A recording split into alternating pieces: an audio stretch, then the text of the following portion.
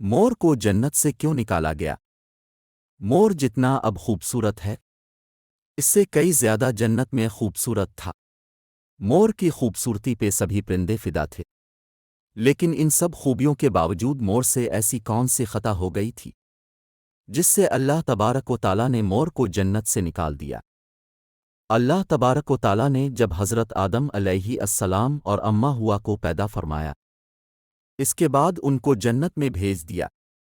وہ دونوں جنت میں بہت ہی پرسکون رہتے تھے، بہت ہی لذیذ میوے پھل کھایا کرتے تھے، لیکن ایک اناج جس کو کھانے سے اللہ پاک نے انہیں منع فرمایا، اور وہ اناج گندم تھا۔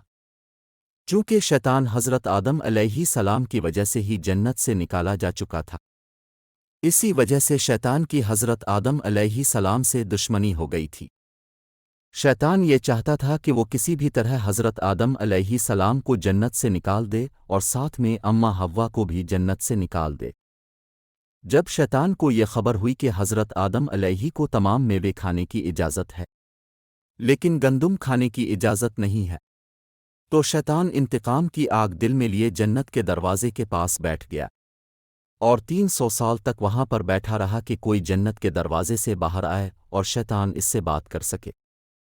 ایک دن اچانک سے مور جنت سے باہر آ گیا۔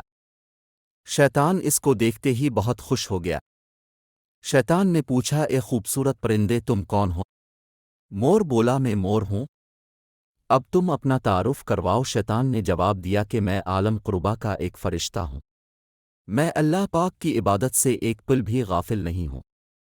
میں چاہتا ہوں کہ میں جنت میں جاؤں، وہاں کی نعمتوں کا اپنی آنکھوں سے مشاہدہ کروں۔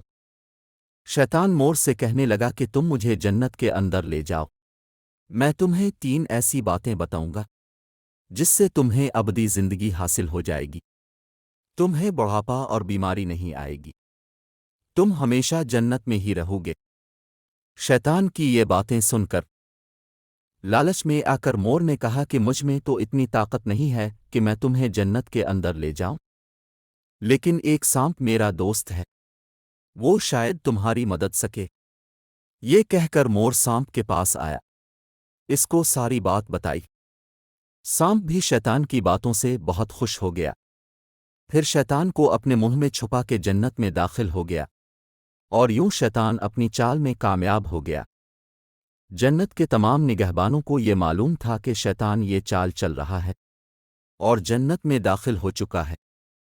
فرشتے شیطان کو جنت سے نکالنے لگے، تب ہی اللہ پاک کا حکم ہوا کہ اس کو ابھی تک جنت میں ہی رہنے دیا جائے۔ وہ فرشتے اللہ تبارک و تعالیٰ کے حکم سے رک گئے۔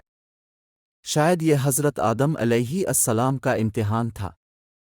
شیطان حضرت آدم علیہ السلام کے پاس اور اماں حوا کے پاس جا کر اپنی محبت کا اظہار کرنے لگا۔ وہ دونوں ہی شیطان کو پہچان نہ سکے، کیونکہ ماضی کے مقابلے میں شیطان کی شکل تبدیل ہو چکی تھی۔ شیطان کہنے لگا کہ میں چاہتا ہوں کہ آپ دونوں ہمیشہ جنت میں اسی طرح زندگی گزاریں، ہمیشہ خوش رہیں۔ حضرت آدم علیہ السلام اس کی بات بہت غور سے سننے لگے۔ شیطان نے کہا، اگر آپ میری بات مان جائیں تو آپ کو جنت کی اور بھی تمام سہولتیں ملیں گی۔ حضرت آدم علیہ السلام شیطان کے بہکاوے میں آ کر کہنے لگے کہ یہ کس طرح ممکن ہے؟ شیطان کہنے لگا، ایک گندم کا دانہ اگر آپ دونوں چکھ لیں تو آپ کو ابدی حیا حاصل ہو جائے گی اور آپ جنت میں ہی رہیں گے۔ یہ بات سن کر حضرت آدم علیہ السلام کے دل میں رجحان پیدا ہوا، لیکن ان کے دل میں اللہ کی نافرمانی کا خوف غالب آ گیا۔ جبکہ اماں حوا شیطان کی باتوں میں آ گئی، جس پر اماں حوا نے حضرت آدم علیہ السلام کو راضی کر لیا۔ پھر اس کے بعد ان دونوں نے اس گندم کے دانے کو چکھ لیا۔ جیسے ہی گندم کا دانہ ان کے اندر گیا تو دونوں کے 70 واضح ہو گئے، جس کے بعد دونوں اپنے اپنے 70 چھپانے لگے اور خوف خدا سے کانپنے لگے۔ اسی دوران اللہ تبارک و تعالیٰ نے فرشتوں کو یہ حکم دیا کہ حضرت آدم علیہ السلام اور اماں حوا دونوں کو زمین پر اتار دو۔ حضرت آدم علیہ السلام کو سری لنکا کے قریب نیچے زمین پہ بھیج دیا، جبکہ اماں حوا کو جدہ کی سرزمین پر اتارا گیا۔